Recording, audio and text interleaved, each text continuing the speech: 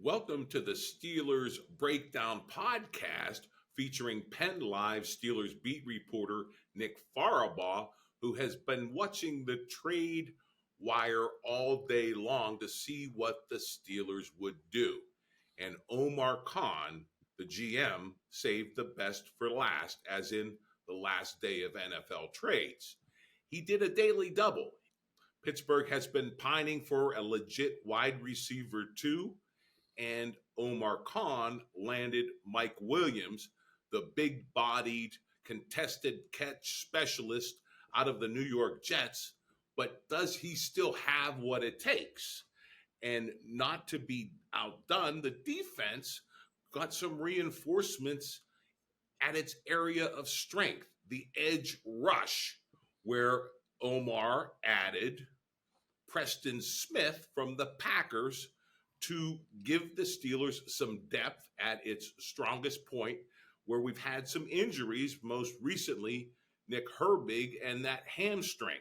So does it signal the injury is more serious? Well, we're going to have Nick walk us through everything and get us set as the Steelers reset their lineup for the second half of the season. Oh, yeah, and there's a lot of injured starters going back into that lineup to face the Washington Commanders down in Maryland this Sunday. So let's turn it over to Nick. Let's start with that wide receiver, Mike Williams. Is he the answer? Is he a major upgrade from what we had in terms of Van Jefferson and also with Calvin Austin III? Does he still have a lot left in the tank? Listen, the tape has not been great this year. He's coming off that torn ACL. He's had back issues. This is a guy that's had serious injuries over his career. But at his peak, obviously, he was a dynamic contested catch player. Very similar in terms of style to George Pickens, right? The contested catch, acrobatic catches. So his fit makes complete sense when you're throwing up go balls and contested catches, how Russell Wilson will do it. It makes perfect sense for the fit. I think this is going to be really kind of relayed upon one, how good he is in those contested catches. Two, how good of a blocker is he? He had probably his best blocking year last year before he got hurt. His last full season, he was getting better at it. This year, they haven't asked him to do as much. He's been playing out wide or in the slot. Very different from what the Steelers are going to do with the condensed sets and asking him to get in there and block. But certainly is a solid blocker, and he's a guy that's big enough to do that. He's not an elite blocker, right? We're not talking about one of the game's best, but he's capable of it. And so, I don't think this is like a huge move, right? It's not a Brandon Ayuk. It's not a Devontae Adams. It's, in my opinion, not a Jacoby Myers or Darius Slayton. But it is a move where you have upside, right? Because if he gets back to some of that form where he was at before the torn ACL, which maybe is something I think that you can see there. There's some upside to this. He was in a really wretched situation.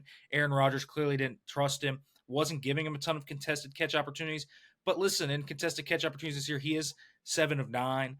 So he has been able to utilize his biggest strength still, which is those contested catches. And that's going to be his fit in this offense. It's not complicated, right? You're going to be throwing a bunch of vertical balls off play action to Mike Williams and George Pickens. And when George Pickens and Pat Freiermuth are the two guys getting the most focus, who can step up? We've seen Calvin Austin step up a little bit in recent weeks. Van Jefferson had a really nice game against the Giants and has been blocking better the last 2 weeks. But also, Mike Williams is going to give them another guy that they can throw up to on the other side that can help them there. So, he's not going to separate a ton.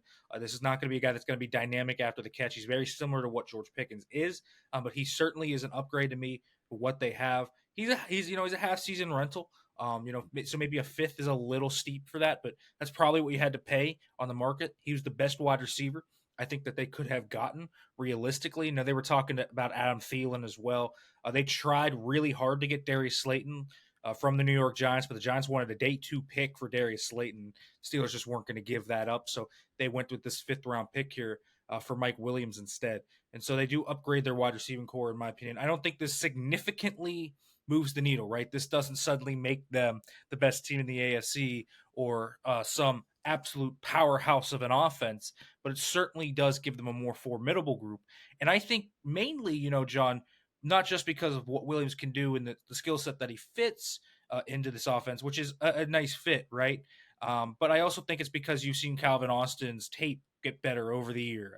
Van Jefferson found a little bit of a groove. Van Jefferson's been blocking better the last 2 games and has made a few plays. And so now, when we talked about wide receiver, right, everybody just gets shifted down one. So Mike Williams is your 2. You feel probably a lot better about, Van Jefferson is your 4, and Austin's obviously your slot 3.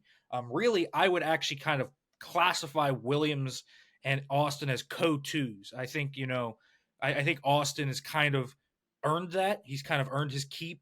He's getting open significantly, and I thought last week was just kind of the crack that showed what had been happening for the past 3 to 4 weeks. So we'll see if that can continue with Calvin Austin. I know the team inside is very impressed by Calvin Austin. So they did not want a slot receiver; they wanted an outside guy, and they got an outside guy, obviously, in Mike Williams. So I don't think this is some earth-shattering move, but is it an upgrade? Is it a short-term upgrade for a rental that costs basically nothing for them? He's going to cost less than $700,000 against the cap, basically. So he basically costs nothing against the cap. You're not swallowing any dead money, and then if he performs really well, you also have the option, of course, to bring him back next year. So we'll see. It has upside, as I said. Maybe he gets better and recovers better from this ACL, gets more comfortable with Russell Wilson, who's going to trust him and give him opportunities to get those big time moon balls, those big time catches. He's not going to have a ton of targets. He's not going to have 10 targets a game. That's not going to be what they're going to do. That's obviously still going to Pickens, but he is definitely an upgrade over what they had, and he adds another jump ball guy that they can add, a consistent jump ball guy, because that's never really been a part of Van Jefferson's game. He's never been necessarily a guy with this great contested catch situation thing. Now, he made a great one obviously against the Giants, but that's never really been the hallmark of his game. So we'll see if this can kind of really benefit the Steelers. If he makes those jump balls, if he can help in the red zone, and if he can really help take some pressure off Van Jefferson and Calvin Austin and others, so George Pickens doesn't have to be this elite player every single game where the offense just tanks. I think that'll help them out significantly. And especially because they're not seeing great secondaries, in the second half of the year. A lot of the secondaries have weaknesses. So, they can definitely take advantage of it. So it's not a blockbuster trade, but it is an upgrade over what they had. And as we noted in the last podcast, when we were speculating what was going to happen before the trade deadline, there was definitely an arms race at the receiver position, and we saw it last night in that Chiefs game where they went nuclear. The recent addition there went nuclear. Should we expect to see Mike Williams with the Commanders against the Commanders this Sunday? My guess is you'll see him in a watered down role. Nothing crazy. Obviously, he's only going to have 4 or 5 days to learn the playbook, so you're not probably going to see him too much. But I do expect to see him out there more than likely this week. They'll evaluate him, see where he's at. If he catches up quickly, I think he'll play a little bit. But you'll probably still, see your main 3 this week, which is probably still going to be George Pickens, Van Jefferson, and Calvin Austin. But yeah, I think we'll see him a little bit this week. And then I think, Ravens, Browns, et cetera, we're going to increasingly see him until he fully takes over that wide receiver 2 role. And I think Van Jefferson's going to take the Scotty Miller role, which is right now, getting those 10 snaps, 15 snaps a game as the 4. So I think that's kind of how you see these shifts happening. I also think it's interesting because I think it gives them more flexibility to move George Pickens around the formation. I think that'll be cool. Pickens is a guy that has played more in the slot recently, but they've kind of been apprehensive in recent weeks to do that. But now that you have another outside guy that you can trust, I think you can put him inside more and put Calvin out there and let Mike Williams be the jump ball guy on the outside. So I think you can do a lot of different things here. But I also think, we talk about red zone opportunities, right? How bad was the red zone offense against the Giants? Well, now they have a 6'3" jump ball guy in George Pickens. They have a 6'4" jump ball guy in Mike Williams. And they also have, obviously, 6'7" Darnell Washington. And so they have big targets where you can just throw a fade ball and let them go. And I think that's also a reassurance for the Steelers. Maybe, they can out-talent some teams at times. And so, yeah, I think we do see Mike Williams against the Commanders. Probably nothing more than, 10 snaps, but I do think we will see him. And then, of course, when they play the Ravens, I think they will really unlock his role.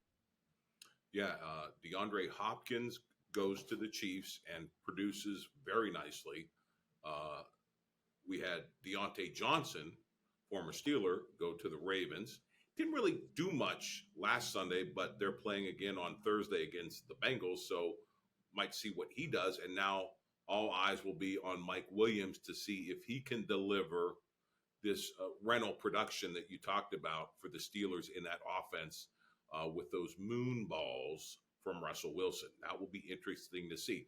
But what about on defense? We really didn't expect to see a big signing or a big trade on defense for the Steelers with Preston Smith coming over from the Packers and reinforcing the position of strength for the Steelers.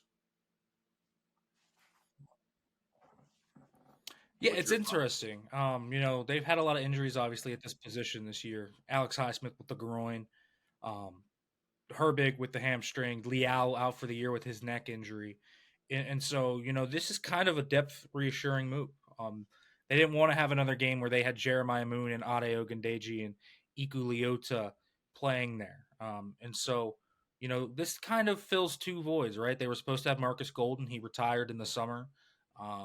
After showing up for camp for a few days, wasn't feeling it anymore. He retires, and so they never really replaced that. Liao then goes down, and even if Herbig had returned, they like Jeremiah Moon as a backup kind of special teams focused player, but he's not the outside linebacker four. And so what Smith gives them is a complete changeup to what Herbig is. Herbig, isn't an elite run defender. He's fine. He's solid there. He's much better than he should be for his size. But that's a guy that's like a spark of dynamite, pass rush demon, right? That's what he is. What Smith is he's a big dude. We're talking 6'5", 270, and he's going to be coming on the edge. He'll be playing inside a little bit. He was a 4-3 DN. He'll be a 3-4 outside linebacker here, but I wouldn't be surprised if when they go into nickel, he's a guy with his hand in the dirt on the edge. I don't think we're going to necessarily see him play true 5-tech. I've seen some people think that. Maybe he can. He hasn't done that in his career. He hasn't lined up inside the tackle. He's 31, so I suppose he could start now. His game is definitely predicated a lot on power, so that could help, extend his career. But right now, I think he is a DeMarvin Leal replacement we're talking about, which is okay. He's going to play a little bit inside. He's probably going to play a little inside, but more so outside versatile. And he's going to be a run defender that can really offer a changeup. So, I'm not sure we're going to see him on 3rd and 11, but I do think we will end up seeing him, on first, second down, early downs when TJ Watt and Alex Highsmith need a rest, and then they can give, Nick Herbig those 3rd down snaps, or even your rotations, now are going to be Smith and Herbig rather than it being Moon and Herbig.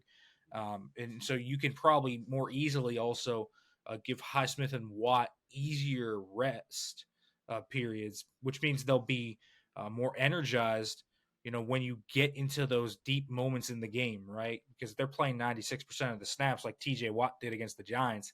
He's going to be gassed by the time you're going to have those late drives. And so that's going to be part of this. I also think it offers them interesting blitz versatility to do different things. They have a 3 outside linebacker set. I wonder where they're going to use that. I anticipate them using that. I don't think this says anything bad about the Nick Herbig injury. I was told that explicitly. He's expected either back this week or against the Ravens. They're going to try this week, but if not, he'll definitely be back against Baltimore. So he is not going to be gone for much longer, if at all. So they will be fully healthy here, and they boost this room, add quality depth. And now if you have an injury there, you don't necessarily have to worry about your edge run defense, right? Nick Herbig had a few struggles there at times, against Jonathan Taylor and Rico Dowdle and the Cowboys and Colts. They had a few nice runs to his side. And obviously, when you looked at the Giants had the best run game of the year against the Steelers. So this just shores that up before anything even happens. And that's a nice boost for the Steelers. So they shore up a weakness that maybe could have become a weakness. Teams were going to attack, and now Smith comes in and can easily provide reinforcements. And listen, he's still got pass rush upside. I know he's maybe not what he once was when he was 26, 27. But this is a guy that over the 6 20, 21 has had 8 or more sacks every season. So he's been a very productive pass rusher. This year hasn't had a high productivity, but he's been playing a lot of snaps. And he'll probably be more of a rotational guy now. And I think you'll see his efficiency, his pass rush efficiency blip up as a result of that. So I think this is a good move for them. And for a 7th round pick, no guaranteed money left on his deal after this year. There's still 2 years left on his deal. they want to keep him, but you can easily also cut him for nothing really in March if that's what you want to do. Okay, and for Sunday against the Commanders, are we expecting to see him in the mix? And how many snaps do you think Preston Smith could get as soon as this Sunday against the Commanders? Yeah, I think he will play a little bit, and mainly because I don't know how much they're going to throw Herbig in there with the hamstring, and they might want to play that a little tentative too, right? They don't want to necessarily throw Herbig in there after missing 4 weeks, and so I think both those guys will probably play a little bit. I think Smith will get in there at times because you look at what the Commanders do very well, and they are a really good run team. They have three backs they use, and obviously Jaden Daniels can really run the rock, whether that's in structure, out of structure, intended QB runs, or just him making plays with his legs. They've only turned the ball over 3 times, and they're. I think the interesting thing is that the Commanders' O line has kind of coalesced really well, and so the Steelers bring out this really lethal pass rush now. They've already had it before, but I mean they are truly. I don't think there's a deeper defensive line in football. I believe this is probably the best defensive line in football. I would like to see them do more stuff schematically, like we've talked about, but I think we'll see them both there because really, I mean, Smith all he has to do is play the edge. They can keep it simple for him. They don't have to do anything crazy there. So I think he'll play a little bit for sure, and that's going to be big for the Steelers this week because again, they're facing a pretty darn good offense in the Commanders. So after all the angst, all the anticipation, especially at the wide receiver position, what kind of grade does Omar Khan get in handling these trades and especially filling the need at wide receiver? Yeah, I mean, listen, he could have gotten better options. Like you talk about it, could he have gotten DeAndre Hopkins? That would have been maybe a better move, right? If Christian Kirk doesn't break his collarbone, we're probably talking about him, not Mike Williams being the Steelers' acquisition, and that probably would have felt a little better. 27 would have been here for multiple years, almost certainly. They waited a long time to fill this void. We talked about this when we talked about why they were here. They probably overpaid a little bit for Mike Williams. Yeah. He has not even 200 receiving yards this year. Again, he's coming off that injury. The Jets didn't have to trade him, but so that's kind of probably why you had to do it. But the Steelers also had to find somebody, right? They couldn't just stand pat. Or I know some people were talking about like Adam Thielen, and Thielen is a possession slot guy that can't separate. And he's still not, he's not an elite jump ball guy like Mike Williams. The fit for Mike Williams is better. And so he was the best guy on the market. So they backed themselves into a little bit of a corner here. Didn't get elite value. I think they got great value on the Preston Smith deal. I think he's still a very solid, very good rotational player on the defensive line for a 7th-round pick. A little surprised no one else offered up anything because there were teams that needed an edge rusher. The Ravens, for example. I wonder if this was one of those moves. I feel like you talked about the Ravens getting Deontay Johnson. The Ravens didn't necessarily need Deontay Johnson. They have Zay Flowers and Rashad Bateman. Nelson Aguilar has been perfectly fine. That move felt more like, okay, let's make sure the Bills and the Chiefs and these other teams don't get him. That Preston Smith move kind of felt similar. Yes, it fills a void for the Steelers, but okay, you also make sure that a lot of teams that are in your sphere, like the Ravens, who desperately needed edge help and didn't get it, they needed interior help or whatever. They need someone up front. They didn't get any, and this kind of was a keep away move almost for the Steelers in terms of that too. So I think that Preston Smith deal was really solid. I think Mike Williams is more of a sure why not move at this point. They had to upgrade it. There's obvious upside to it. The fit makes sense. Maybe you overpaid slightly for it, but there were options out there that maybe you could have gotten like a DeAndre Hopkins earlier. You shouldn't have waited this long. We had talked about that. There were opportunities, right? Even this week, when you're looking at the Commanders, you're seeing Noah Brown over there on the other side. I mean, this guy was cut by the Texans during cutdowns. You could have added him to the roster for nothing. You didn't have to trade draft capital. So I do think, when you look at that, Omar Khan probably could have acted sooner on the wide receiver market because he was kind of backed into a corner today and had to pay a little up for it.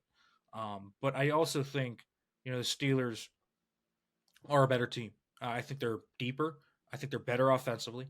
I think they're better up front, and they are going to get healthier, and that's also going to really help them. And so, a solid B plus sounds about right to me for Omar Khan. Probably B plus. I really like the Preston Smith deal, and again, I wouldn't be over the moon about Mike Williams. I'm certainly not down in the dumps. Some people absolutely hate this Mike Williams move. It's just a fifth round pick. I mean, it's not like they traded a day two pick for this guy. And he has upside, and the fit makes a ton of sense. And he was absolutely the best wide receiver still in the market. Because again, I was talking about, they called on Darius Slayton, Jacoby Myers, all these guys that people were like, get them, get them. These guys were way too expensive, or just were straight up not on the market. Cortland Sutton can be added to that as well. So they got the best wide receiver that was actually on the open market, and I think that at least is commendable. And I think they're going in. They showed a dedication in this team and said, "Listen, we said before the season we want to win a playoff game this year." And while other teams moved and made moves, right? You saw the Ravens get Deontay Johnson, the Bills trading for guys, the Texans trying to go get guys. You saw all these teams calling, the Chiefs obviously getting DeAndre Hopkins. You saw the AFC teams making moves. Well, where was the Steelers' response? This was their response. This was their punchback to stay in the top of that conference. And so I think you have to be I think you have to admire that. I think you have to admire their dedication to sticking to their goal. Their thesis for the year was, we are tired of this playoff drought. We're going to end this playoff drought. And they went in and got a receiver, got a boost to their front. I mean, they added a luxury need with that edge trade, and they actually fixed the biggest need on the team in Mike Williams, adding Mike Williams. So I do think there's good process going on there, even if, the Mike Williams trade is not the perfect lock fit that makes the Steelers suddenly an elite team or raises their ceiling so much where you're like, wow. But they did fill their biggest need. And so I think they are much better today than they were coming into today.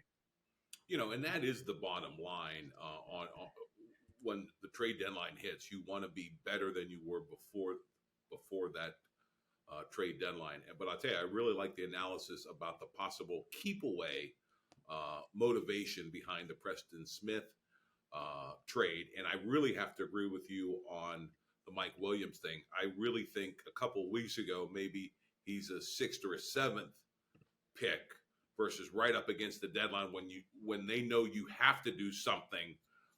His price definitely went up compared to what it might have been a few weeks ago. I do believe that for sure.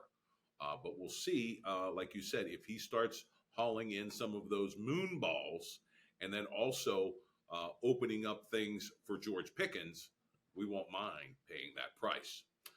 Let's turn our attention, though, to the upcoming game Sunday against the Commanders. You were talking about their very mobile rookie quarterback who's really having a nice season. I heard Mike Tomlin was talking about him at his press conference. How's this matchup looking to you? The Steelers versus the Commanders in Maryland. Yeah, the start of the gauntlet, huh? Right? This second half schedule. Hard Knocks is going to be in the building, filming this week, and it'll be fun. But this is a good Commanders team, 7-2. I'm not sure they're 7-2 good, but they're a good team. This is probably the best team the Steelers have faced in a good minute. So yeah, this is going to be a good team. Jane Daniels, as you said, really fun quarterback. The crazy thing about him is, this is a guy that's a rookie, and obviously, even though he's very experienced and was a fifth-year senior, and kind of went all the way with his college eligibility, oftentimes you see rookies be sloppy. The Commanders have turned the ball over offensively 3 times. He's thrown 2 picks through 9 games. That's extremely impressive. So Steelers obviously live off creating turnovers and creating havoc. Well, the Commanders have not turned the ball over basically at all. I think they have 2 picks thrown and 1 fumble lost. That's really impressive for the Commanders. Steelers are going to try and counteract that. He can run. He can throw the ball at a very high level. I believe the Commanders are second in the NFL in points per drive. So they are very efficient on the ground. They lead the NFL in rushing touchdowns. They are third in the NFL in rushing success. I mean, you look at all of these stats, and they are really impressive offensively. So you got to worry about a solid receiving core. I really like Terry McLaurin. Obviously, he's a star in this league. He's a really good route runner. He's the type of player that has given Joey Porter Jr. trouble. I think that is a worry this week. Is how's Joey Porter Jr. going to guard Terry McLaurin? I think that'll be interesting to see. And does Dante Jackson, is his consistency going to be back? I think he's had, last two games have been a little rougher for Dante Jackson than the other ones were. And I think the shoulder injury that he's been battling has really affected him a little bit. His play strength, his willingness to get in there and tackle. Hopefully that AC joint sprain is better after the bye week. I think, his play has just dipped a little bit over the past 2 weeks. And let's see how Cam Sutton kind of figures into this too. He's back from suspension, obviously veteran slot corner. Can play slot, can play outside, can play dimebacker, can play safety. I really thought Mike Tomlin's answer was interesting. That maybe Beanie Bishop shouldn't be the only one on notice. Maybe others should be on notice. So I'm interested to see where they kind of throw him in, obviously. I think he'll play a little bit in the slot, but I don't think Beanie Bishop is going to be shown the door exactly easier. Especially, and I think he deserves it, right? Last two games, he's been very good. So Beanie Bishop is on the upswing. And I really like this front. I think they're a solid O-line. I think they're a leading O-line, but they've guys like Sam Cosmi, who in my opinion is one of the most underrated players in offensive line play right now. He's really kind of put everything together. And then you look at the defense, and this is where I think the Steelers can attack. These corners for the Commanders are not great. Now, they acquired Marshawn Lattimore, who is obviously a very good cornerback, but he has a hamstring injury. Now, is that a Devontae Adams hamstring injury or a real hamstring injury is what we're going to find out. But if it's not Devontae Adams hamstring injury, he's truly probably not going to play this week because it was a very recent hamstring injury. If he's not going to play this week, then if I am the Steelers, I am attacking those corners significantly. George Pickens, Mike Williams, Calvin Austin the third. This is a solid safety duo. I like Jeremy Chin. He's a solid player. I like him. Quan Martin is a nice player too. But these corners, I like Mike Sanders still in the slot. Him versus Calvin Austin's a fun matchup. But they've struggled on the outside. Benjamin St. Juste is a competitor. He's a press corner. He'll probably get George Pickens for the most part. So we'll see here. But they play a lot of man coverage, John, but have been way better at zone. And zone is not really their identity. Dan Quinn is a man coverage blitz guy. And so if they play a lot of man coverage, what you're going to see is Russ throwing those moon balls. It's going to be very similar, I would imagine, to their game plan against the Jets, where they started throwing those fades, throwing those deep balls, and trying to get things going. I would imagine very similar game plan if they come out in that. If they come out in zone, will be a little different. The big thing here is that this run defense has really struggled. The front lost Jonathan Allen, their best defensive lineman for the season when he tore his pec a few weeks back. And this run defense started out on a historically bad pace. They were very bad. They've gotten a little bit better recently, but still not great. They still have Deron Payne, who's very good, and Johnny Newton, who's a really juiced up, fun rookie. But this is very attackable. Now they have a really good duo, in my opinion, at linebacker and Bobby Wagner and Frankie Louvu, who are really two good players. Dante Fowler on the edge is having a nice year for them, that 10-year vet. But they have Clelin Ferrell, Dorrance Armstrong. So I think you can run the ball on this team. And that's the type of teams that I think the Steelers are always going to give trouble. The Steelers' run game, really since that Raiders game, John, has just been very good. Najee Harris, 3 straight 100-yard games. If Zach Frazier is going to be coming back this week as well. So you feel like the run game should be able to really continue to build upon what they've done. They can run the ball, then maybe it won't matter as much what that Commanders offense does, because the Steelers can play the ball control game and keep driving the ball down the field. Now they're going to have to convert in the end zone, right? This time, not kicking field goals. Boswell is literally on pace right now to set the single season record for field goals in a season. If you're a Steelers fan, I think you like Boz, but you would rather him not hit that record because you would like them to turn to 7 rather than 3.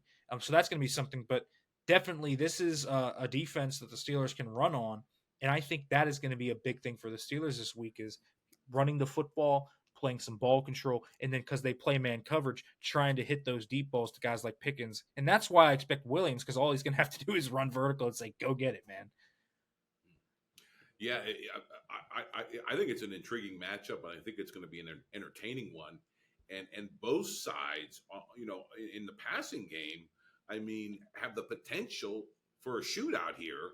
But like you said, if the Steelers can control the ball on the ground, that is as effective defensive tool against that offense of the Commanders. So that will be interesting to see if it is a keep away game where they can cash in on 7 rather than 3. That could be the difference. Yeah, it could be. And the Commanders do some different things offensively that a lot of teams don't. They run a lot of no huddle, which I think is fun. It really makes communication paramount. Remember the Steelers early in the season struggled with communication, and their 2 losses, right, against the Colts and the Cowboys. They went up tempo and no huddle and kind of really screwed with the Steelers defense. This is a test. Let's see how much that communication's come along for Pittsburgh defensively. I want to see if they have more schematic things in their bag. Are they going to blitz a little bit? And so we'll see. This secondary, even though I kind of dissed them earlier, thinking that I think the Steelers can make plays on them, I do. But the 3 straight weeks, they have kept opposing quarterbacks under 100 yards in the first 3 quarters. Now, listen, it's not been a murder's row. It was Andy Dalton, Caleb Williams in the Bears offense, which has sputtered recently, and then it has also been last week. It was Daniel Jones. That's who it was, Daniel Jones. So it hasn't been a murderer's row, but they've still played better, and so we'll kind of see where things go for the Steelers. But as you said, that run defense to me is going to be a big issue. But they also run the ball very well. They rank second in pure rushing yards. They lead the league in rushing touchdowns. So the Commanders have their own run game that they can really hit you with. So we'll see how much the Steelers have kind of grown as a run defense since the Giants really hit on them, and that's where you can get Preston Smith coming in as well. There you have it, folks. The biggest test yet for this retooled team coming out of the bye. So this Sunday, all eyes will be on Washington, D.C., not because of the election. Go vote, by the way, but because Steelers Nation will be descending on our nation's capital to watch their team take on the Commanders. And we'll be back next Tuesday to do the post-mortem on what happens in D.C. and then look ahead to the Steelers' next challenge as they open the second half of their season. Until then, go Steelers.